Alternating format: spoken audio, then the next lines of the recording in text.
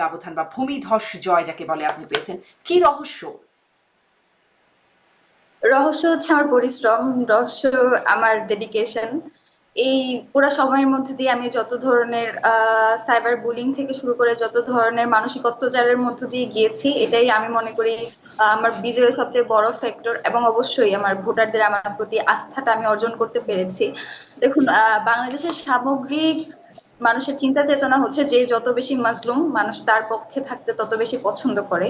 এবং আমার ক্ষেত্রে সেটাই হয়েছে, মানুষ এত বেশি আমাকে ভিক্টিমাইজ করেছে এবং আমি তার তাদের মানে কি আস্থা বুলিং এর এতখানি বেনিফিট আপনি পেয়েছেন?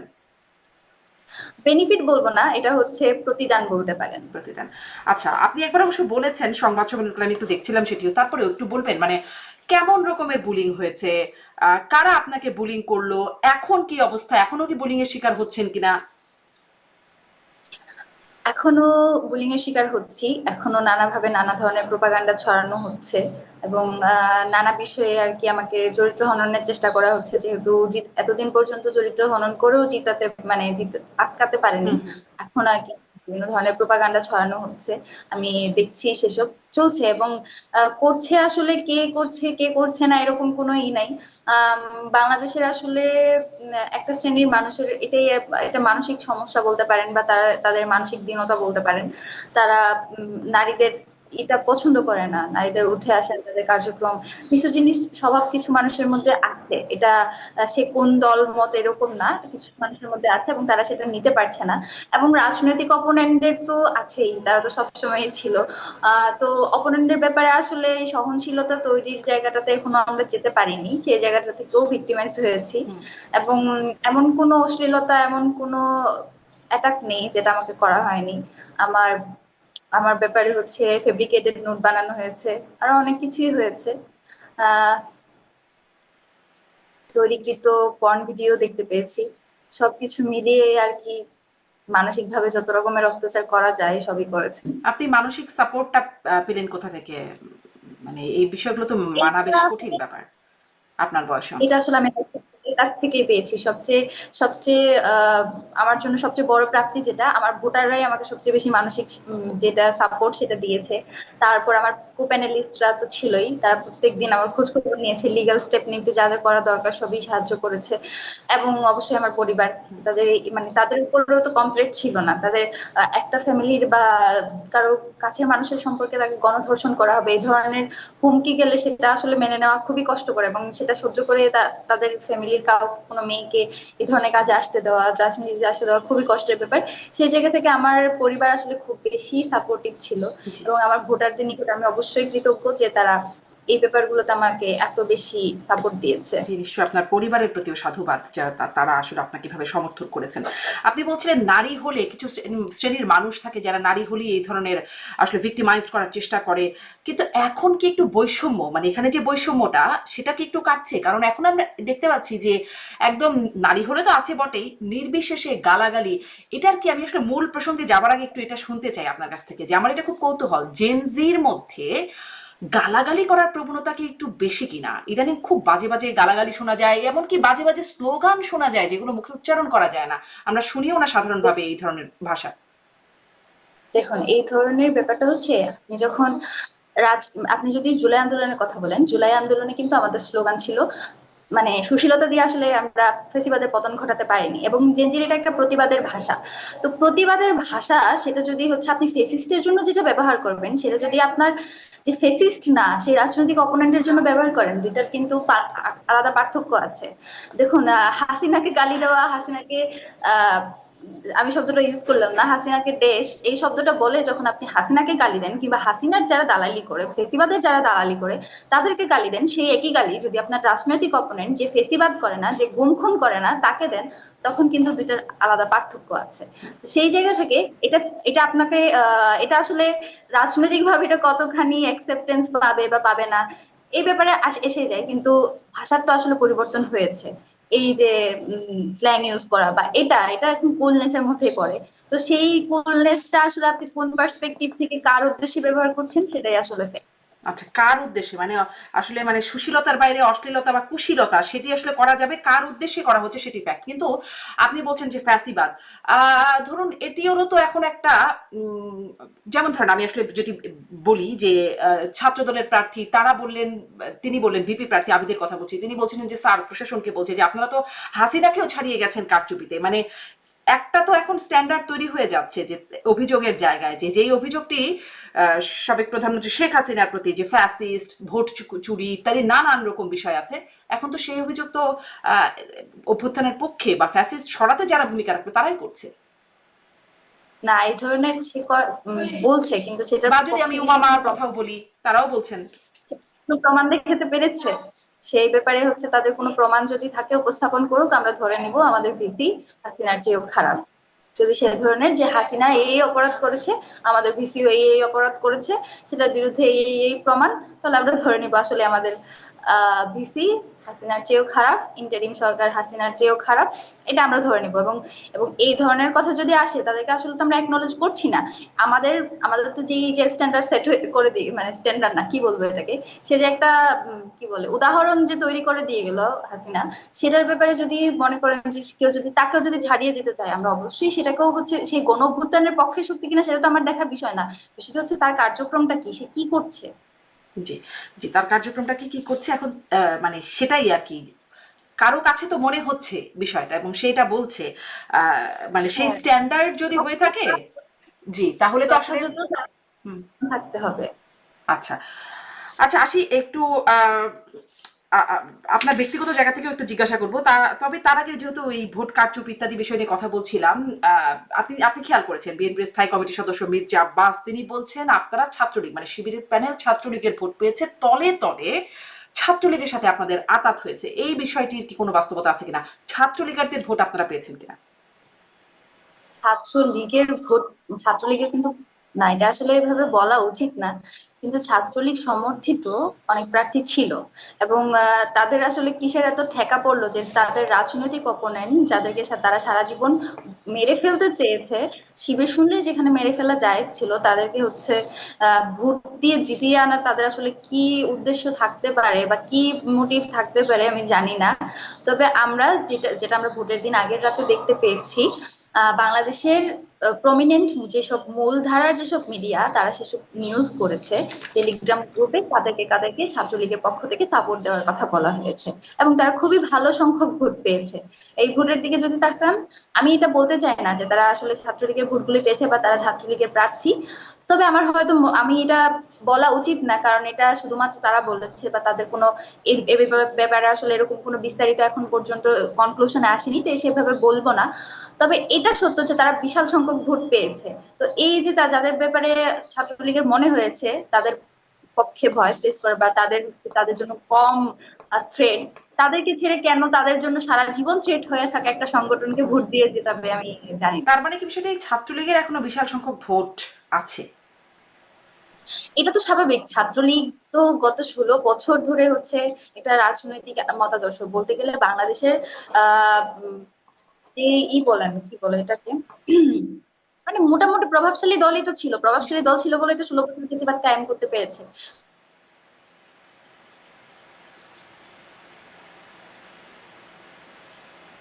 জুমা, কানেকশনটা ফ্রিজ হয়ে গেল। হ্যাঁ, শুনতে এখন পাচ্ছেন? শুনতে পাচ্ছি, একটু ফ্রিজ হয়ে গিয়েছিল। আপনি আপনি কন্টিনিউ করেন প্লিজ। যেটা বলছিলাম যে যারা আসলে ছাত্র শিবিরকে পছন্দ করে না বা ছাত্র দলকে পছন্দ করে না, আবার বামধারার রাজনীতির সাথেও জড়িত না, তাদের মধ্যে হয়তো মনে হয়েছে যে এই জায়গায় ভোট দিলে হয়তো ভালো। এবং ছাত্রলীগের তো আসলে ভোট আছে কিছু সংখ্যক, যারা ছাত্রলীগ করেছে বা মনে মনে ছাত্রলীগের পক্ষে ছিল, এরকম তো অনেকেই আছে। ফ্যাসিস্টের দোষর এখন অনেকে আছে যাদের কোনো ক্রিমিনাল অফেন্স নেই বলে আমরা তাদের পক্ষে কোনো অ্যাকশন নিইনি, এরকম অনেকেই আছে বিশ্ববিদ্যালয়ে। এখন তাদের প্রতি আপনাদের অ্যাপ্রোচটা কি হবে সামনের দিনে বিশ্ববিদ্যালয়ে? দেখুন, আমার আমার বা আমার আমার প্রশাসনের, আমি যেটা মনে করি, এটা আমার এনশিওর করা আমি দায়িত্ব মনে করি। কেউ ছাত্রলীগের মতাদর্শের সাথে ছিল বা এখনো পর্যন্ত তার সে ভাঙেনি বলে তাকে যে একেবারে অপারেশন করবো বা সাপ্রেশনের মধ্যে দিয়ে নিয়ে যাব, এ ধরনের মেন্টালিটি আসলে আমরা ধারণ করি না। আমাদের যেটা ব্যাপার, আওয়ামী লীগের ব্যাপারেও ছাত্রলীগের ব্যাপারেও, তারা যে অন্যায় করেছে, যারা হচ্ছে 15ই জুলাই ছাত্রছাত্রীদের আহত করেছে, কিংবা হচ্ছে 2000 শহীদ যাদের মানে যাদের সমর্থনে কিংবা যাদের সরাসরি অংশগ্রহণে আমাদের 2000 ভাই বোন শহীদ হয়েছে, তাদেরকে সর্বপ্রথম বিচারের আওতায় আনতে হবে। এটা আমরা বহুবার বলেছি। জুমা, এই তো যে আপনারা বলেন, কেউ বলেন 2000 ভাই বোন শহীদ হয়েছে, কেউ বলেন উমামারা বলছেন 1400 মানুষ শহীদ হলো, মানে এটি আসলে এটি বলার পেছনে আপনাদের কি মনে হয় না যে এটার জন্য এই সংখ্যাটা আসলে সঠিকভাবে জানা দরকার? সরকারের তালিকা 800 সামথিং, 836 37 এরকম একটা সংখ্যা আছে ভালো, সরকারের।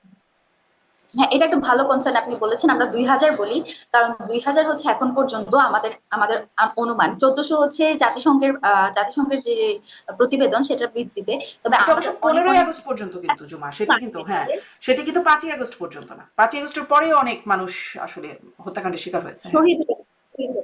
তো সেই ব্যাপারে হচ্ছে যে দেখুন, এই যে আমাদের কনসার্ন গুলো আসে, বিশেষ করে আমাদের 71-এর শহীদদের নিয়েও একটা কনসার্ন চলে আসে, 3 লক্ষ না 30 লক্ষ। এই যে সংখ্যার নিয়ে যে একটা আমাদের কনফিউশন তৈরি আসে, যেহেতু আমি মুক্তিযুদ্ধ ও গণতান্ত্রিক আন্দোলন সম্পাদক, তো সেই জায়গা থেকেই আমার ব্যক্তিগত ভাবে যে আমার ইশতেহারে যেটা আমি উল্লেখ করেছি, এই যে সংখ্যা নিয়ে যেসব হচ্ছে আমাদের ডাউট আসে, বা ইতিহাস নিয়ে আমাদের যে ডাউট আসে, 71 নিয়ে যে প্রশ্নগুলোর আমাদের মুখোমুখি হতে হয়, আমরা 24 নিয়ে সেটা হতে দেবো না। সেই ব্যাপারে এই জায়গা থেকে আমার অ্যাডভোকেসি করার যেটুকু স্কোপ থাকবে, আমি সেটুকু অ্যাডভোকেসি করবো, বা আমার যেটুকু কাজ করার জায়গা থাকবে সেটুকু আমি এনশিওর করে যাবো। 2000 এই কারণেই বলা, যেহেতু সংখ্যাটা নিয়ে আপনি প্রশ্ন করেছেন।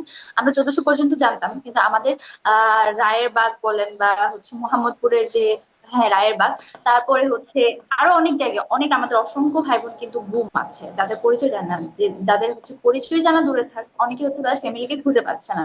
তো এটার একটা বিশাল সংখ্যক কিন্তু আছে যারা এখনো তাদের সন্তান বেঁচে আছে না মরে গেছে এটা জানে না।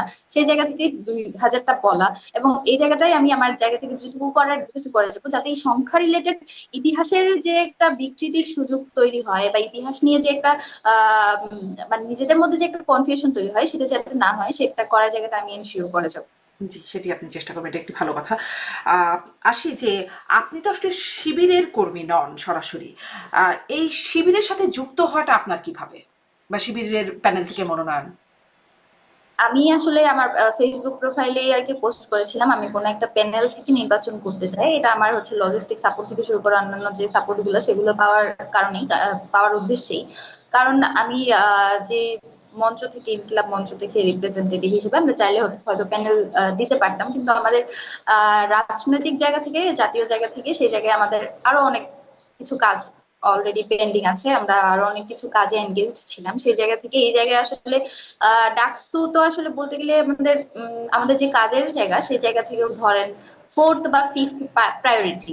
তবে সেই জায়গায় আমাদের যে লড়াইয়ের জায়গাটা, সেটার একটা অংশ বলেই আমি মনে করেছি যে এই জায়গায় আসলে একটা স্টেক দরকার, বা এই জায়গায় লড়াই করাটা দরকার। সেই জায়গা থেকে আমি সিদ্ধান্ত নিই।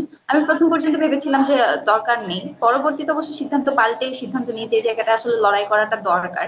সেই লড়াই করতে গিয়ে আসলে আমি এই জায়গায় সিদ্ধান্ত নিই যে ডাকসু করবো। তখন আমি ফেসবুক প্রোফাইলে আমার পোস্ট করি যে আমি করতে চাই, যে কোনো প্যানেল থেকে যদি আমার সাথে যোগাযোগ করা হয়, আমি তাদের সাথে করবো। বাচ্চাস থেকেও আমাকে যোগাযোগ করা হয়, তবে তারা আমাকে বলে যে তাদের আমি মুক্তিযুদ্ধ গণতান্ত্রিক আন্দোলন সম্পাদক করতে চেয়েছি, কারণ এটাই আমার রাজনীতির জায়গা, বা এই জায়গাতেই হচ্ছে আমার ইনপুট দেওয়ার যে জায়গাটা। তো বাচ্চাস থেকে আর কি আমাকে বলা হয় যে যাদের সদস্য পদে করি, তাদের অলরেডি সম্পাদকীয় পদগুলোতে হচ্ছে মানুষজন অ্যাসাইন করা আছে। তো সেই জায়গা থেকে পরবর্তীতে হচ্ছে অন্যান্য অনেক প্যানেলও করে, তারা অন্যান্য অনেক পদও করে। ধরুন যে আমি প্রমিনেন্ট একটা দল থেকে আমি হচ্ছে যদি মুক্তিযুদ্ধ করি, অন্য একটা যে কোনো দল থেকে আসলে আমার ওই পদটা করা সাজে না। আমার যেটুকু আর কি, এটা আমার অহমিকা না, এটা আমার নিজস্ব মানে অ্যাসেসমেন্ট, নিজের প্রতি অ্যাসেসমেন্ট। সেই জায়গা থেকে যখন ছাত্র শিবির আমাকে হচ্ছে তাদের প্যানেলে যাওয়ার জন্য বলে, যে এই পদে তারা তারা আমাকে অন্য পদ অফার করে, যে এই পদে তো চাইলে তুমি করতে পারো, তোমার যে কোনো পদ। তো আমি বলি যে না, আমি এই পদেই করবো। তখন তাদের সাথে আমি জোটবদ্ধ হই। জি, এই পদটা নিয়েও কথা বলবো, কিন্তু এটা একটু আরেকটু প্রশ্ন করি যে জয় পেতেই কি আসলে শিবিরের সাথে তাহলে, বা শিবিরের প্যানেলেই যাওয়া আদর্শিক জায়গা থেকে কি আপনি মতাদর্শ কি সমর্থন করেন শিবির? না, না, আমি শিবিরের মতাদর্শের সাথে কিছু জায়গায় হয়তো অ্যালাইন করি, কিছু জায়গায় অ্যালাইন করি না। কারণ কিছু তাদের যে জায়গায় কোন কোন জায়গায় অ্যালাইন করেন না? যেমন তারা খুবই একটা স্ট্রিক্ট রুলস এর জায়গা দিয়ে ফলো করে, কিংবা হচ্ছে তারা যেসব আহ, এইরকমই যে তাদের যে স্ট্রাকচার, তাদের যে আচার আচরণ, সেরকম জায়গা থেকে হয়তো অ্যালাইন করি না, বা আমি একটু ভিন্ন ভাবে সেই জিনিসগুলোকে দেখি। তারা যেটা মানে এক একজন মানুষের দেখার দৃষ্টিভঙ্গি তো আলাদা আলাদা, সে জায়গাতেই হয়তো তারা এক দৃষ্টিভঙ্গিতে দেখে, আমি অন্য দৃষ্টিভঙ্গিতে মানে দেখি। কোনো সুনির্দিষ্ট জায়গা নেই যে ঠিক এই জায়গাটিতে তাদের দৃষ্টিভঙ্গির সাথে আপনার দৃষ্টিভঙ্গি আমি মিলছে না? মানে এরকম সুনির্দিষ্ট ভাবে আসলে অ্যাসেস করিনি। তাদের যদি মতাদর্শী হতাম, আমি তাদেরই একজন হতাম, বা তাদের সাথেই আমি আমি তাদেরই একটা পার্ট হতাম, কিন্তু আমি তো সেটা হইনি, বা তাদের সাথে তো আসলে আমার ভাবে ই করে না, ম্যাচ করে না। সেই জায়গায় আর কি আদর্শিক ভিন্নতা বা মতাদর্শের যেমন ভিন্নতা। যেমন ধরেন আমি যদি বলি শিবিরের সাথে বা যেটি আমরা জানা আর কি জামাতের ছাত্র সংগঠন এই হিসেবেই পরিচিত শিবির, এবং জামাতে ইসলামী বা শিবির তারা বলেন বা ইসলামের ব্যাখ্যা দিয়ে বলেন যে ইসলামের নারী নেতৃত্ব হারাম। আমি এই বিষয়ে কথা বলছিলাম, জামাতের আমিরের সাথেও আমার কথা বলবার একটা সুযোগ হয়েছিল, তাকে আমি সরাসরি প্রশ্নটা করেছিলাম তাদের মতামত কি এই বিষয়ে। তিনি বলেছিলেন যে শীর্ষ নেতৃত্বে নারীর বিষয়ে তাদের আপত্তি আছে বা ইসলাম আপত্তি জানায় এই বিষয়টা। তো আপনি আসলে রাজনীতি করছেন, নেতৃত্বে গেছেন, এখন সামনের দিনে থাকবেন, শীর্ষ নেতৃত্বে যেতে বাধা আছে, এই বিষয়টাকে আপনি কিভাবে নেন? দেখুন, সেটা যদি আমাদের নিজস্ব মতাদর্শ হয়, তাদের নিজস্ব কাউকে তারা শীর্ষ নেতৃত্বে দিবে না, কিন্তু আমি যদি শীর্ষ নেতৃত্বে দিতে যেতে চাই, তাহলে তো তারা আমাকে বাধা দেওয়ার এখতিয়ার আসলে রাখে না, আমি তো তাদের কেউ না। তো সেই জায়গা থেকে আমার মনে হয় না তারা, হ্যাঁ যেটা আপনি বারবার বলছিলেন যে তারা এরকম সাপোর্ট করে না বা করে না, সেটা তাদের নিজস্ব গণ্ডিত। তো তারা অন্য কারোর উপর সাপোর্টিং করছে কিনা সেটা হচ্ছে ব্যাপার, সেটা আমার সাথে তারা করেনি। এবং যেহেতু আপনি যে আমাদের আমিরের কাছে এই প্রশ্নের উত্তর পেয়েছেন, তাহলে আমার মনে হয় না এ ব্যাপারে আমার আসলে বিস্তারিত বলা উচিত। যেরকমটা আমি বারবারই যে কথাটা বলেছি, তাদের যে মতাদর্শ সেই জায়গাটাকে আমি ওন করছি না, বা আমার যে মতাদর্শ সেটাকেও তারা ওন করছে না। বরং আমরা একজন আরেকজনের সাথে অ্যালায়েন্সে গিয়েছি, একজন আরেকজনের সাথে জোট করেছি, কারণ আমাদের একসাথে যাতে কাজ করতে কখনো অসুবিধা না হয়, বা এই জায়গায় আমরা একসাথে কাজ করলে একটা ভালো ইম্প্যাক্ট আসবে বলে মনে করছি। হুম, মানে এটি কি একটা কৌশল, এই শিবির সমর্থিত প্যানেলকে ঐক্যবদ্ধ শিক্ষার্থী জোট প্যানেল এই নামকরণটা করা, মানে সরাসরি শিবির না আসা, বা এটি কি কোনো কৌশলের অংশ? অবশ্যই কৌশল, রাজনীতি তো পুরোটাই কৌশল। আপনি হচ্ছে যেভাবে জনগণের কাছে যে কৌশলে আপনি পৌঁছাতে পারবেন, বা জনগণের আস্থা আপনি যেই কৌশলে অর্জন করবেন, সেটাই তো কৌশল। এবং সেই কৌশলের অপব্যবহার করছে কিনা সেটাই হচ্ছে ফ্যাক্ট। যতক্ষণ পর্যন্ত কেউ কৌশলের অপব্যবহার করছে না, বা তার যে স্ট্র্যাটেজি, তার যে হচ্ছে ধ্যান ধারণা, সেটা অন্য কারোর উপর চাপিয়ে দিচ্ছে কিনা, সেটা হচ্ছে ব্যাপার। এবং আচ্ছা, সেটা যতক্ষণ এবার একটু ওই পর্যন্ত যে করছে বলছিলাম না। পদ নিয়েও কথা বলবো। আপনি মুক্তিযুদ্ধ ও গণতান্ত্রিক আন্দোলন বিষয়ক সম্পাদক। মানে শিবির, জামাত, এদের এই দলটির সাথে মুক্তিযুদ্ধ এবং যে বিষয়ক সম্পাদক আপনি হলেন, সেই মুক্তিযুদ্ধের একটা নেতিবাচক টার্ম যুক্ত হয়ে যায়।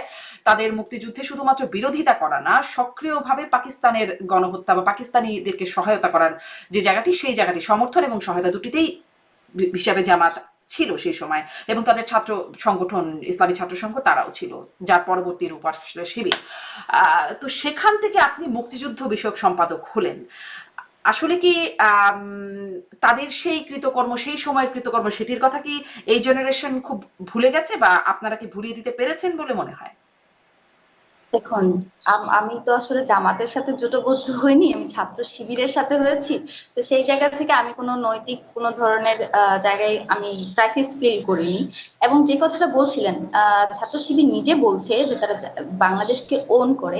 এখন ধরুন যে কেউ যদি ওন করতে চায়, এবং যে জায়গাটাতে বাংলাদেশ পন্থী যদি কেউ হয়ে উঠতে চায়, আপনি তাকে জোর করে যদি কর্নার করে রাখেন বা আদারিং করে রাখেন, তখন তো সেটা সমস্যা। কারণ বাংলাদেশে তো এই যে 54 বছর ধরে তারা যে বিভিন্ন সময় ভোট করলো, তারা যে সংসদে গেল, এই প্রশ্নগুলোর সমাধান করেই তো গিয়েছে।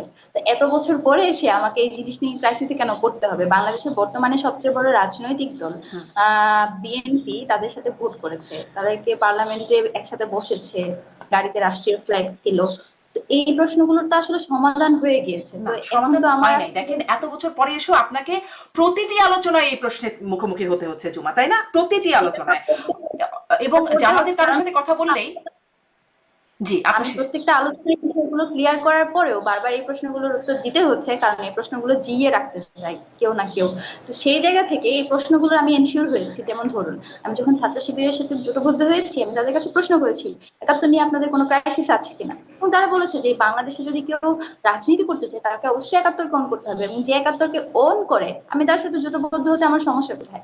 আর যদি ব্যাপারটা এরকম হতো, এত বছর ধরে যে তারা রাজনীতি করে আসলো, তাদেরকে তো নিষিদ্ধ করা হলো না, বা নিষিদ্ধ হলেও সেটা তো আবার উঠিয়ে নিতে হয়েছে, বা তারা তো একটা লিগ্যাল প্রসিডিউরের মধ্য দিয়ে এসেছে। তো লিগ্যাল প্রসিডিউরের মধ্য দিয়ে তারা তো নিষিদ্ধ নয় যে আমি তাদের সাথে জুটুপত্য করতে পারবো না।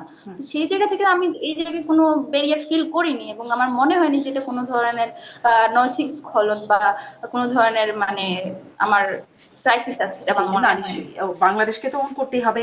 বাংলাদেশে জন্ম, বাংলাদেশে বেড়ে ওঠা, কিন্তু প্রশ্নটা হচ্ছে পুরনো প্রশ্ন এই কারণেই আসে কারণ তাদের যে সে অতীতের যে অবস্থান তার জন্য তারা কখনো ক্ষমা প্রার্থনা করে নাই, বা তাদের সেই অবস্থানের কারণে তারা কখনো ভুল স্বীকার করে নাই। আপনি কি মনে করেন যে তাদের ওই অবস্থান থেকে মানে যদি তারা ভুলটা স্বীকার করে ফেলে তাহলে কি তাদেরকে বারবার আবারও এই প্রশ্নের মুখোমুখি হতে হবে? আপনার কি মনে হয় যে ভুল স্বীকার করা উচিত? এই প্রশ্নের উত্তর বারবার আসবে যতদিন পর্যন্ত, দেখুন আমি বললে আসলে খুবই খারাপ শোনাই, তারপরেও আমি বলি। বাংলাদেশি বারবার পাকিস্তানকে রিলেভেন্ট রাখতে চায় তারা, যারা হচ্ছে ভারতের এই যে বর্তমান সময়ে আমাদের যে সবচেয়ে বড় ক্রাইসিস ভারত, সেটাকে যারা নেগলেক্ট করতে চায়। এটা না, আমি আসলে আপনাকে বাংলাদেশে প্রশ্ন করছি, আমার ভারতের বিষয়টিকে জিইয়ে রাখার আমার কোনো স্বার্থ নাই, কিন্তু আমিও আপনাকে এই প্রশ্ন করছি, এই প্রশ্নটা মানুষের কাছে আছে। করছেন, এই কারণে কনসার্নটা বারবার আসে, এই জন্যই আপনি এই প্রশ্নটা করছেন। হুম। এবং এটা কারা জিইয়ে রাখে?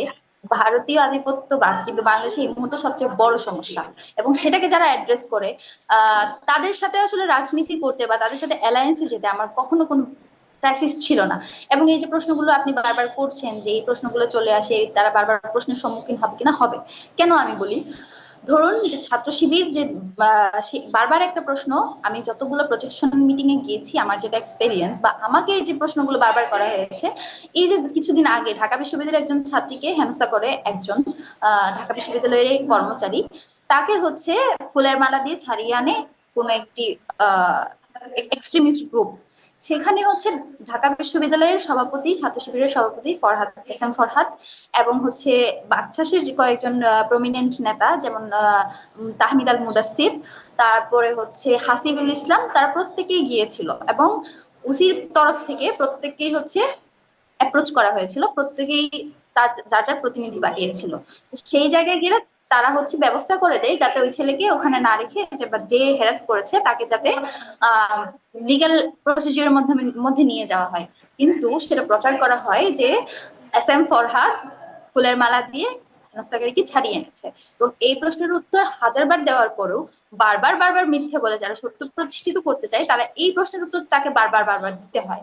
এবং এটা ছাত্র শিবিরের জন্য ক্রাইসিস যে তারা এটা বারবার বারবার প্রশ্নের মধ্যে দিয়ে যাবে। আমার জায়গা থেকে আমি মনে করি যে তাদের প্রশ্নের উত্তর তারা বারবার দিবে। আমাকে যে প্রশ্নটা করেছেন যে এই জায়গা থেকে আমি কনফ্লিকচুয়াল জায়গায় গেলাম কিনা, আমি কোনো কনফ্লিকচুয়াল জায়গা দেখতে পাইনি।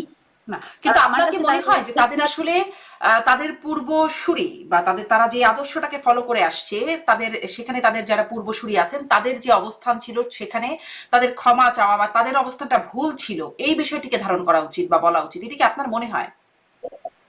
এই জিনিসটা তো তারা ধারণ করেছে, এবং তারা তারা যদি সেই চিন্তা চেতনা, আপনি বলছেন যে যে এই বিষয়টা তারা হচ্ছে চিন্তা চেতনা লালন করে, সেই চিন্তা চেতনা লালন করলে তাদের আসলে ছাত্র সংঘ ভেঙে দেওয়ার আসলে কোনো যৌক্তিকতা ছিল না, বা ছাত্র শিবির হিসেবে আহ আত্মপ্রকাশ করার কোনো যৌক্তিকতা ছিল না।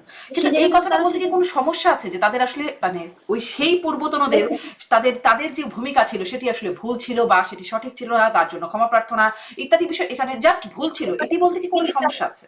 তা কখনো এই কথাটি কেউ বলেন না জামাত বা শিবিরের। এই ব্যাপারটা তারা অ্যাপ্রোচ করেছে। আমি যতটুকু জানি গত জুলাই চব্বিশের আগস্টের 24-এ বা 25 সালের কোনো একটা সময় এই ধরনের একটা আমি নিউজ দেখতে পেয়েছিলাম যে জামাতের আমিরে জামাত কোনো একটা জায়গায় ক্ষমা প্রার্থনা করেছেন, এবং সেটাকে হাইলাইট করে প্রচার করা হয়নি, কারণ এই হাইলাইট না, করে প্রচার করলে একদম হয়তো সেটা আমিও বিভিন্ন জায়গায় দেখেছি, তিনি আমার অনুষ্ঠানেও বলেছেন যদি আমরা মানুষের মনে কষ্ট দিয়ে থাকি, যদি আমাদের কোনো অপরাধ থেকে থাকে, তাহলে আমরা নিঃশর্ত ক্ষমা চাইছি। কিন্তু সেই যদি তো মানে সাথে আছে, এখন যদি আমি কোনো ভুল করি আপনিও আমাকে মাফ করে দিয়েন, এটা তো একটা মানে হ্যাঁ, হ্যাঁ, হ্যাঁ, হ্যাঁ। এটাই এক্স্যাক্টলি। এখন যদি তারা যদি কোনো ভুল করে, তারা যদি কোনো অপরাধ করে, সেটা আপনাকে প্রমাণিত, এই যে এই জায়গায় তার এই ভুল ছিল, এটা এটা প্রমাণিত, তারপর তারা ক্ষমা চাইবে। সেই জায়গাটা এনশিওর করার দায়িত্ব আসলে আমাদের। বাংলাদেশের আপামর জনগণের, এবং সেটা এনশিওর করার জন্য আমি সবার কাছে মানে আহ্বান জানাবো যে আপনারা এই ব্যাপারটাকে অ্যাড্রেস করেন, এই ব্যাপারে তাদেরকে প্রশ্নের সম্মুখীন করেন, তাদেরকে বিচারের আওতায় আনেন। অবশ্যই শাহবাগের মতো মব করে না, যে কারো বিচার না চেয়ে তাহলে ফাঁসি আসলে চেয়ে না। প্রমাণিতটা হবে কি করে? মানে যারা মুক্তিযুদ্ধ করেছেন সেই সময় তারাও অনেকে আছেন, তারা অভিযোগ করেন একদম সামনাসামনি। মানে এই বিষয়টা তো খুব এবং সেই সময়ের যে পত্রিকা, এখন না হয় ইতিহাস অনেক বিকৃত হয়ে গেছে, ধরেন সেই সময় দৈনিক সংগ্রাম, দৈনিক আজাদ, সেই পত্রিকাগুলোতে তাদের বক্তব্য, তাদেরই মুখপাত্র আর কি সেই পত্রিকাগুলোর, সেখানে সেই বক্তব্যগুলো এসেছে, তারা কি বলেছেন, কোন অবস্থানে ছিলেন, মানে আপার প্রমাণটা কিভাবে করতে হবে? দেখুন, দুটা, একটা হচ্ছে তারা কোনো ওয়ার ক্রাইম করেছিল কিনা। আদর্শিকভাবে যদি কেউ বিপক্ষ অবস্থান নেয়, সেটার একটা শাস্তি আছে। কেউ যদি ওয়ার ক্রাইম করে, কেউ যদি ওয়ার ক্রাইমে যদি কাউকে রেপ করে, কোনো ধরনের কাউকে হত্যা করে, বা কোনো ধরনের অন্য যে ওয়ার ক্রাইম গুলো আছে সেগুলো আছে, সেটার আলাদা একটা বিচার ব্যবস্থা আছে, সেটার আলাদা শাস্তি আছে। এবং এই দুইটার জন্য যদি আপনি যদি ধরেন যে কেউ একজন বিপক্ষ অবস্থান নিয়েছে, সেটার জন্য যদি আপনি মনে করেন যে তাকে ওয়ার ক্রাইমের শাস্তি পেতে হবে, বা রেপের যে শাস্তি, ওয়ার ক্রাইমে যে রেপ হয়, সেটার যদি আপনি শাস্তি দিতে চান, তাহলে তো সেটা সমস্যা। দেখুন, এখন যে ব্যাপারটা সবচেয়ে বড় ব্যাপার, তারা যেই যেই জায়গাগুলোতে তারা যে কথাটা বারবার বলেছে যে তাদের যদি কোনো ভুল থাকে, তাদের যদি কোনো থাকে, সে সবগুলো ডকুমেন্টস নিয়ে, যে তারা শাহবাগে তো একবার বিচার হলো, সেই বিচারের তো আসলে ভ্যালিডিটি কেমন সেটাও তো আমরা দেখতে পেয়েছি। তো এই জায়গাগুলো দেখুন, আমরা যারা 71-এর পরে জন্মগ্রহণ করেছি, বা আমরা যারা এই 2000 সালে এসে, যাদেরকে আপনারা জেনজি বলেন, সেই জেনজিরা যারা জন্ম নিয়েছে, আপনারা যদি তাদেরকে পাকিস্তানি ট্যাগ করেন, রাজাকার ট্যাগ করেন, এটা তো প্রবলেম, তাই না? তো সেই জায়গা থেকে তো নিশ্চয়ই। মানুষ এটাকে আসলে বিশ্বাসযোগ্য জায়গায় যেতে পারছে না। যে ব্যাপারটা এখন হয়েছে, যেহেতু শাহবাগে একটা মানে বিচারের নামে প্রহসন হয়েছে, এই জায়গাগুলোতে মানুষের একটা মিসট্রাস্ট তৈরি হয়েছে। বা আমি আপনাকে যেটা বলছিলাম, আপনি যাকে যত বেশি মজলুম বানাবেন, সে তত বেশি রিলেভেন্ট হয়ে উঠবে। তাদের ক্ষেত্রেও সেটা এই হয়েছে অর্থে কি যে এখন আওয়ামী লীগ রিলেভেন্ট হয়ে উঠবে কেন, এই প্রশ্নটা আমি কদিন আগেও করছিলাম। কারণ আওয়ামী লীগ এখন যে বিচারের মধ্য দিয়ে যাচ্ছে, সেখানে দেখা যাচ্ছে গণহারে মামলা হয়ে গেছে। আওয়ামী লীগের মানে কোনো বাসার কর্মী থাকলে তার বিরুদ্ধেও মামলা হয়ে গেছে, আত্মীয় স্বজন সবার বিরুদ্ধে মামলা হয়ে গেছে, বাড়িঘর ভাঙচুর, লুণ্ঠন ইত্যাদি নানান কিছু হচ্ছে। এবং সেই সাথে যে বিচার প্রক্রিয়ার মধ্যে যে যাদের বিচার হচ্ছে, তখন আমাদের চিফ প্রসিকিউটর তিনি বলছেন যে খুব দ্রুত করতে হচ্ছে, ত্রুটি মুক্তভাবে করা যাচ্ছে না, কারণ সরকার বদলালে পুরো টিম, পুরো বিচার ব্যবস্থা বদলে যাবে। তো মানে দ্রুত করতে গিয়ে যদি রাশ রাশ শব্দটা ব্যবহার করছেন তিনি, এটি করতে গিয়ে যদি বিচার ত্রুটিপূর্ণ হয়, একই কথা তো ভবিষ্যতেও আসবে, তাই না? আসলে আপু যেটা বলছিলেন যে আওয়ামী লীগের ঘর বাড়ি ভাঙচুর করা হচ্ছে, এটা আসলে কোন পত্রিকা করছে, বা বাংলাদেশের কোন মূলধারার এটার সপক্ষে কি কি যুক্তি উপস্থাপন করছে, সেটা আসলে উপস্থাপন করা জরুরি। এবং যেটা বলছিলেন, এই যে 71-এর পরে আমাদের পূর্বপুরুষরা যেই ভুলটা করেছে, যে দায়টা তাদের উপর বর্তায়, বিশেষ করে বাংলাদেশের যে আওয়ামী লীগ, যে বাংলাদেশের মুক্তিযুদ্ধের একমাত্র রক্ষাকর্তা হিসেবে নিজেদেরকে দাবি করে, তাদের দলে কিন্তু সবচেয়ে বেশি রাজাকার পুনর্বাসিত হয়েছে। তারপরে হয়েছে বিএনপিতে, এবং সবচেয়ে কম হয়েছে জামায়াতে ইসলামীতে, যারা একেবারে স্বীকৃত রাজাকার। তাদের যে ব্যাপারগুলো, তাদেরকে যে বিচারের আওতায় না এনে তাদেরকে যে পুনর্বাসিত করেছে, সেটার দায় কিন্তু আমাদেরকে এত বছর পরে এসেও এই প্রশ্নগুলোর সম্মুখীন এখনো হতে হয়।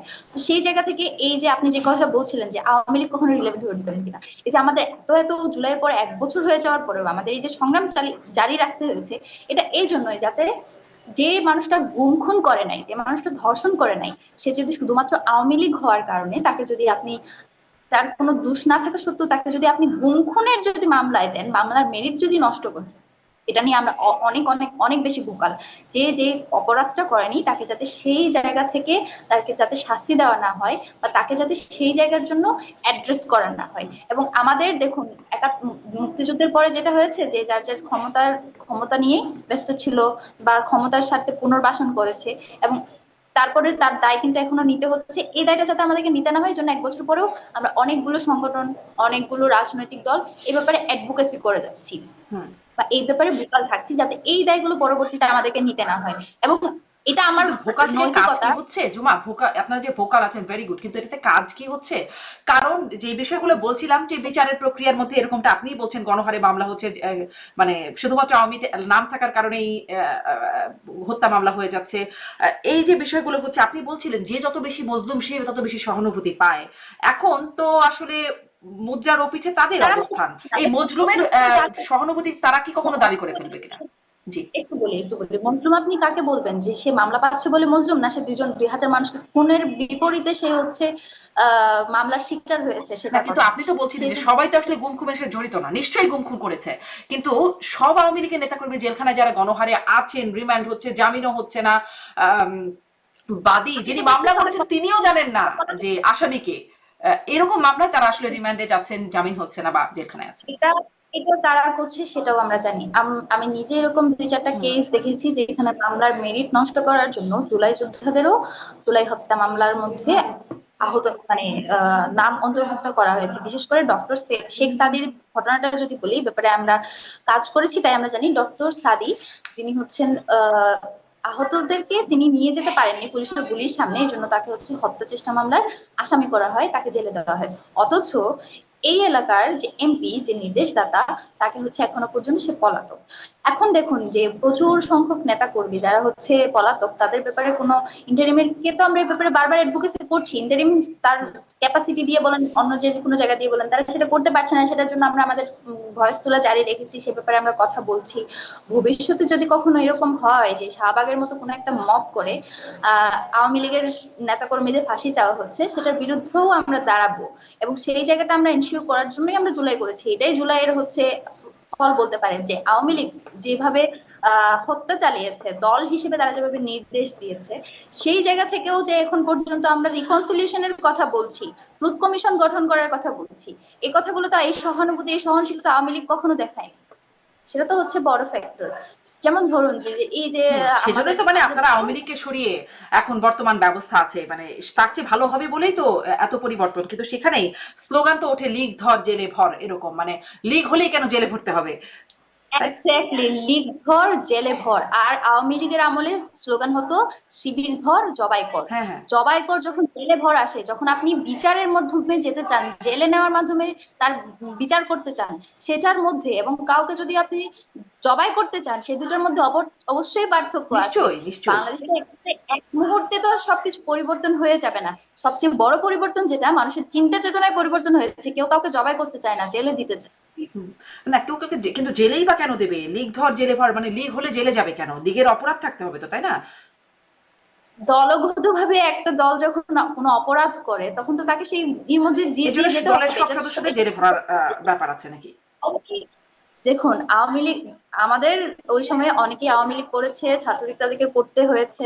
পরবর্তীতে তারা, যেমন অনেক অনেক অনেক ছাত্রলীগ যারা কিন্তু কোনো ধরনের 15ই জুলাইতে যারা কারো কোনো ক্রাইম করেনি, তারা এখন আমাদের সাথে ক্লাস করে, যাদের নাম ছাত্রলীগের পেডে ছিল। হুম। আমার পরিচিত বহু, আমার ক্লাসমেট থেকে শুরু করে ডিপার্টমেন্টের শত শত আমার পরিচিত আছে, যাদের নাম ডিপার্টমেন্টের ফ্যাকাল্টির হলের লিগের ইতে ছিল। কই, তাদেরকে তো জেল দিয়ে দিচ্ছে না। লীগ ধর কাকে বলছে, সে কোন লীগকে ইন্ডিকেট করছে? যে লীগ গুম খুন হত্যা করেছে। হুম। এখানে লীগ ধরে একেবারে এই যে তারা তো এখন আর সেই লীগের পরিচয় দেয় না, তারা তো জুলাইয়ের পর তারা তো এই পরিচয়কে অস্বীকার করেছে। সেই জায়গা থেকে তো আপনাকে বুঝতে হবে, এখনো যারা লীগের ওই জায়গাটাকে ওন করে। আমি যদি আমার কথা বলি, আমার যে ফেব্রিকেটেড নোটের কথা বানিয়েছে, লীগ বানিয়েছে। আমি আপনার ইসে শুনে আমি আপনার ইনবক্সে কয়েকটা পেজের লিংক দিব, সেখানে তারা নারীদের নিয়ে কি ধরনের নোংরামি করে সেটা আপনি দেখতে পাবেন, যে আমাকে নিয়ে কত কত কত নোংরা নোংরা কথা তারা লিখে, অন্যান্য মেয়েদের নিয়ে লিখে, আপনারা দেখতে পাবেন।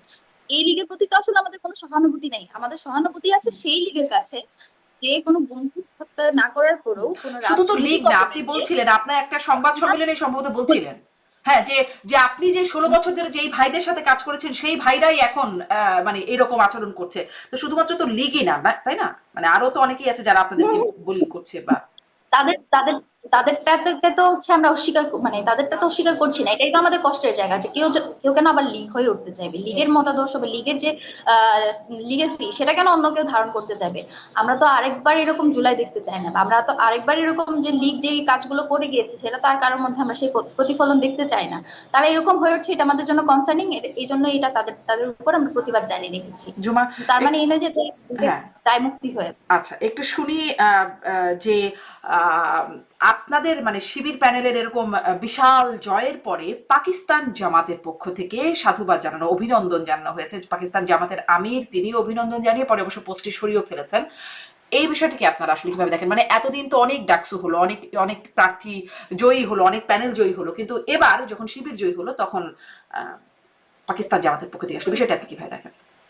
দেখুন, যে দলগুলোর হচ্ছে বিভিন্ন জায়গায় শাখা আছে বা বিভিন্ন জায়গায় তাদের হচ্ছে বা বিভিন্ন ধরনের হচ্ছে অর্গানাইজেশনের সাথে যোগাযোগ আছে, তারা সেটা জানাতেই পারে। এখন যদি মনে করেন বিএনপিও তো জানিয়েছে, সেটা তো আর অ্যাড্রেস হয় না, পাকিস্তান জামাত জানিয়েছে। আরো সবচেয়ে বড় কথা, মালয়েশিয়ার বেশ কয়েকটা প্রমিনেন্ট সংগঠন আমাদেরকে হচ্ছে অভিনন্দন জানিয়েছে। অভিনন্দন যে কেউ জানাতে পারে, এবং সেখানে যেহেতু তাদের নামের মিল আছে বা তাদের এক সময় হচ্ছে এক ছিল, বা পাকিস্তান জামাত এখন বাংলাদেশ জামাত হয়েছে, সে জায়গা থেকে তারা জানিয়েছে। এটা আসলে কোনো বড় সমস্যা নাই। বাংলাদেশের সামগ্রিক বাস্তবতা বলেন, রাজনৈতিক বাস্তবতা বলেন, বাংলাদেশের এখন সবচেয়ে বড় থ্রেট আসলে পাকিস্তান না। বাংলাদেশ আর কখনো পাকিস্তান হবে না। তো বাংলাদেশ সমূহ সম্ভাবনা আছে, বাংলাদেশের উপর ভারতীয় আধিপত্যবাদ চলবে, বাংলাদেশকে ভারতের অঙ্গরাজ্য বানানোর চেষ্টা আছে। এটাকে অ্যাড্রেস করেই আগানোটাকে আমরা এখন সবচেয়ে বেশি জরুরি মনে এই করি। চেষ্টাটা এখন কে করছে ভারতীয় অঙ্গরাজ্য বানানোর? ভারতীয়, আপনি গতকালকে দেখেছেন কিনা জানি না, ভারতীয় একজন নেতা যে হচ্ছে এ ব্যাপারে কনসার্ন জানিয়ে পোস্ট করেছে। তো বাংলাদেশের রাজনৈতিক ব্যাপারে আসলে কোনো ধরনের এরকম কনসার্ন জানানোর এখতিয়ার বাইরের কেউ কি রাখে কিনা আমি জানি না। এবং বাংলাদেশের ব্যাপারে তারা যে কনসার্ন জানিয়েছে বা বাংলাদেশের ব্যাপারে তারা যে নাক গলাচ্ছে, এটা সুস্পষ্ট প্রমাণ এটাই। বাংলাদেশের রাজনীতি কি হবে আপনি ভারতীয় চ্যানেলগুলো দেখে বুঝবেন। তাদের প্রত্যেকটা এপিসোডে তারা এই ব্যাপারগুলো, বাংলাদেশ কখন হচ্ছে চট্টগ্রাম কেন আলাদা হয়ে তাদের সাথে যুক্ত হবে, রংপুর তাদের সাথে কিভাবে যুক্ত এগুলো তো হবে, আসলে কিছু ভুয়া এগুলো মিডিয়া, মানে কিছু আহ, আহ, তাদের তাদের ভুয়া। সবগুলো মিডিয়াই তো আসলে ভুয়াই, কিন্তু তাদের এই যে ব্যাপারে তাদের যে চিন্তা চেতনা, এটা তো আমাদের জন্য কনসার্নিং। জি, এটাকে আপনি আপনাদের জন্য কনসার্ন মনে করছেন। একটু আপনাদের একটু আপনার ভবিষ্যৎ পরিকল্পনা শুনবো, তার আগে আপনাদের অন্যতম প্রধান প্রতিদ্বন্দ্বী ছাত্র দলের যে প্যানেল, তাদের এই এত মানে ভূমিধস পরাজয়, আপনারা যদি বলি ভূমিধস জয়, তো তাদের ভূমিধস পরাজয়, এতটা পার্থক্য হয়তো অনেকেই চিন্তাও করতে পারেন নাই যে এরকম এত বড় পার্থক্য হবে। কেন হলো, কি মনে হয়? দেখুন, এটা আসলে ঢাকা বিশ্ববিদ্যালয়ের শিক্ষার্থীরাই বলতে পারবে এটা। ঢাকা বিশ্ববিদ্যালয়ের ছাত্রদল আমি বরাবরই তাদের খুবই আহ, পছন্দ করি, কারণ ফেসিবাদ আমলে তারা সবচেয়ে বেশি ভোকাল একটা রাজনৈতিক সংগঠন। কিন্তু কথা হচ্ছে, আপনি যখন মজলুম থেকে জালিম হয়ে উঠবেন, সেটা আসলে মানুষজন পছন্দ করে না। এবং তাদের এই যে রাজনীতি, আমি বলছি না যে ঢাকা বিশ্ববিদ্যালয়ের ছাত্রদল সবসময় আলাদা, কিন্তু তাদের যে রুট লেভেলের যে কর্মকাণ্ড, যেগুলো সবসময় আমাদের সামনে আসে, চাঁদাবাজি, গুম খুন, গুম হয়তো করেনি, খুন বা তার হচ্ছে ধর্ষণ, এই ব্যাপারগুলো যখন সামনে আসে, এগুলো মানুষের সাথে খুব নেগেটিভ প্রভাব ফেলে। এবং ঢাকা বিশ্ববিদ্যালয়ে আসলে বাংলাদেশের ভিতরে যদি বলেন আরেক টুকরো বাংলাদেশ, এখানে হচ্ছে ওই ধরনের একেবারে মানুষের ভোটের ওই যে একদম রুট লেভেলের যে ভোট, সেটা এখানে হয় না। এখানে মানুষ চিন্তা ভাবনা করেই ভোট দেয়। তো সে যেটা হয়েছে যে তাদের কর্মকাণ্ড, বিশেষ করে যদি ছাত্র শিবিরের কথা বলেন, ছাত্র শিবির কিন্তু গত এক বছরে প্রচুর সেবামূলক কাজ করেছে। তো সেই জায়গা থেকে ছাত্র দলের হয়তো সেটা একটু কম ছিল, বা তাদের নিজস্ব হয়তো কোনো রাজনৈতিক ফেলিওর ছিল। এমনটা নয় যে তারা আসলে যোগ্য না, তবে সবাই আসলে যোগ্য। এখানে যারা প্রতিদ্বন্দ্বিতা করেছে প্রত্যেকটা রাজনৈতিক দল, স্বতন্ত্র প্যানেল থেকে উমা মাহবু, প্রত্যেকের রাজনৈতিক ক্যারিয়ার খুবই সমৃদ্ধ, প্রত্যেকেই প্রচন্ড ভাবে যোগ্য। কিন্তু তারপরও শিক্ষার্থীদের যাদেরকে সবচেয়ে বেশি তাদের জন্য কাজ করবে বলে মনে হয়েছে, শিক্ষার্থীরা তাদেরকে বেছে নিয়েছে। আর এমন নয় যে এই এই যে তাদের ভোট সংখ্যাও আসলে খুবই কম ছিল না, খুব বেশি কম ছিল না। 8-9 হাজার ভোট আসলে কোনো অংশে কম না। 5-6 হাজার ভোট মানে 5-6 হাজার স্টুডেন্ট তাদের উপর রিলাই করেছে, এটাও কিন্তু কোনো অংশে কম না। তো তাদের এই আসলে পরাজয়ের ব্যাপারটা হচ্ছে একজনকে জিততে হয়, এই জন্যই জেতা। এখানে আসলে অন্য কোনো ই নেই, বা মানুষের সাইকিতে যে তারা প্রভাব কি পড়েছে। আপনাদের সাথে পরবর্তী তাদের যোগাযোগ, মানে আপনাদের জয়ের পর তাদের কাছ থেকে অভিনন্দন পাওয়া, এমনটা হয়েছে উমামা বা আবির তাদের কাছ থেকে? এখনো পর্যন্ত তো আসলে আমি প্রথম আপনার সাথে বোধহয় টক শো করছি বা আপনার সাথে প্রথম কথা বলছি। এখনো পর্যন্ত আসলে শরীরের যে ধকল গিয়েছে সেটাই আমরা কাটিয়ে উঠতে পারিনি। তবে আমরা সবাই সবার সাথে যোগাযোগ করব, আমরা একসাথে যেভাবে জুলাইতে আমরা একসাথে ছিলাম, সেভাবে আমরা আবার কাজ করব। যখনই যখনই এই ধরনের ফেসিবাদের প্রশ্ন আসবে, আমরা আবার এক হবো। এবং এই এক হওয়ায় যে আবিদ ভাই যেটা বলেছিলেন যে জুলাইয়ের পর আমরা সবাই জিতে গেছি, এখন এই হার জিতটা আসলে নির্বাচিত হয়ে শিক্ষার্থীদের কাজ করার স্বার্থে। এবং এই জায়গায় আমরা যোগাযোগ করব, সবাই সবার সাথে কথা বলবো, কাজ করব। আমরা আপনারা অবশ্যই ভবিষ্যতে আমাদের রাজনৈতিক যে বৈরিতা বা রাজনৈতিক যে প্রতিদ্বন্দ্বিতা সেটা দেখবেন, তবে একজন আরেকজনের সাথে যে শত্রু সুলভ আচরণ সেটা হয়তো দেখবেন। জি, জুমা, আপনার ভবিষ্যৎ পরিকল্পনা শুনতে চাই। আমার ভবিষ্যৎ পরিকল্পনা আমি ইশতেহারে আমি আমি 9টা ইশতেহার দিয়েছিলাম। 9টা ইশতেহার আমার অনেকগুলো ছিল, যেমন আহ একটা হলের নামকরণ করার বিশ্বস্ত নামকরণ করার ইশতেহার ছিল। তারপর জনতার যে বিজয়, যেটা আপনাকে বলছিলাম যে আওয়ামী লীগ যেভাবে মুক্তিযুদ্ধকে ব্যক্তিগত করেছে, শুধুমাত্র মুক্তিযুদ্ধ আওয়ামী লীগ করেছে বয়ান যেভাবে আমাদেরকে সারা বছর সারা জীবন শেখানো হয়েছে, সেই ধারাটা ভাঙতে হবে। ভারতীয় আধিপত্যবাদ মুক্ত করতে হবে আমাদের মুক্তিযুদ্ধের ইতিহাসকে। মুক্তিযুদ্ধ ছিল সাধারণ জনগণের, একটা বাংলাদেশের আরেকটু প্রশ্ন একটু যোগ করে দেই ঝুমা, যে মানে ইতিহাসকে আমাদের, আপনি বলছেন যে সঠিক ইতিহাসের কথা, কিন্তু আমরা দেখলাম কদিন আগে যেমন টিএসসি তে 36শে জুলাইয়ের আয়োজনে ছাত্র শিবির যে দণ্ডিত যুদ্ধাপরাধীদের ছবি সেখানে রাখে এবং তারপরে বিক্ষোভের মুখে বা ক্ষোভের মুখে সেগুলো আবার সরিয়েও নেয়।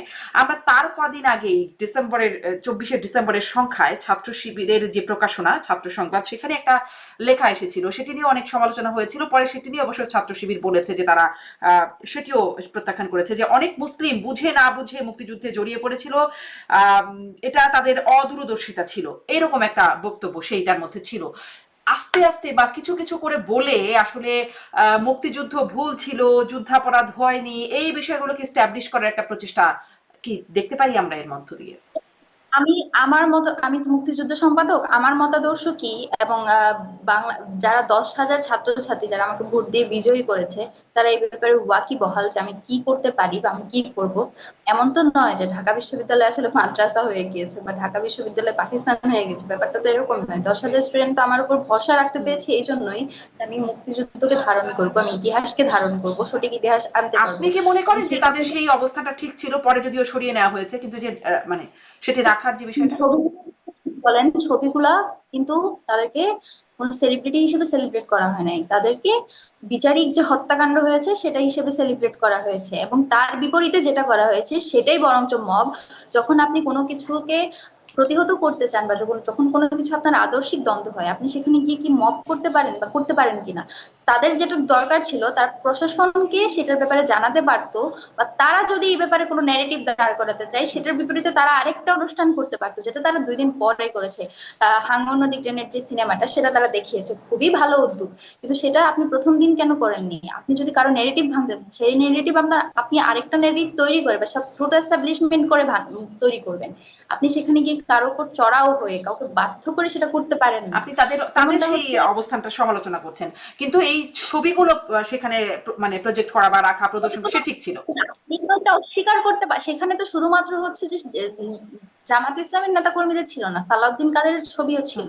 এবং এবং এই জায়গায় হচ্ছে ব্যাপার যেটা, তারা বিচারিক হত্যাকাণ্ডের শিকার হয়েছে। কেউ যদি কোনো ধরনের যদি অপরাধ করে, তারও সঠিক বিচার পাওয়ার রাইট আছে। একেবারে যদি হাসিনার কথাও বলেন, হাসিনারও বিচার পাওয়ার অধিকার আছে। সবচেয়ে জঘন্য যে খুনি বাংলাদেশের ইতিহাসে, তারও কিন্তু বিচার পাওয়ার অধিকার আছে। সেই অধিকারটাকে তো আপনি একেবারে নিশ্চিহ্ন করে দিতে পারেন না। এবং তার সাথে যদি ইনজাস্টিস হয়, সেটা তো আপনাকে অ্যাড্রেস করতে হবে যে এই অপরাধ হয়েছে। সেটা আপনি কেন বলবেন না? সেটা তো বলতে হবে। সেই জায়গাটাই তারা করেছে। এই জায়গাটা নিয়ে আমি অনেকবার অনেক জায়গায় কথা বলেছি। এবং এই ব্যাপারে ছাত্র শিবিরের কি মতামত, সেটা তাদের কাছেই আপনি, আমার মনে হয় আপনি যেহেতু আমির জামাতের সাথে বসেছেন, আপনি তাদের কাছ থেকেও জানতে চাইবেন। আমার জায়গা থেকে যেটুকু এনশিওর করার, আমি মুক্তিযুদ্ধকে ধারণ করি কিনা, আমি মুক্তিযুদ্ধকে ধারণ করি। মুক্তিযুদ্ধ নিয়ে আমি কি কি কাজ করব বলেছি, সেসব আমি করছি কিনা, এটা আপনারা ভবিষ্যতে দেখবেন। মানে আমি যে বিষয়টা যে এরকম, কাজগুলো করবো, আপনি কি মনে করেন যে তাদের আসলে বিচারিক হত্যাকাণ্ডের শিকার হয়েছে বলে তারা আসলে সেখানে সেই ছবিগুলো আছে, তাদের সাথে যুদ্ধাপরাধের কোনো সম্পৃক্ততা নাই? না, আমি তো এই কথাটা বলি নাই যে আমি আমার প্রশ্ন সাথে করছি। সম্পৃক্ততা নাই, হ্যাঁ। বলি নাই।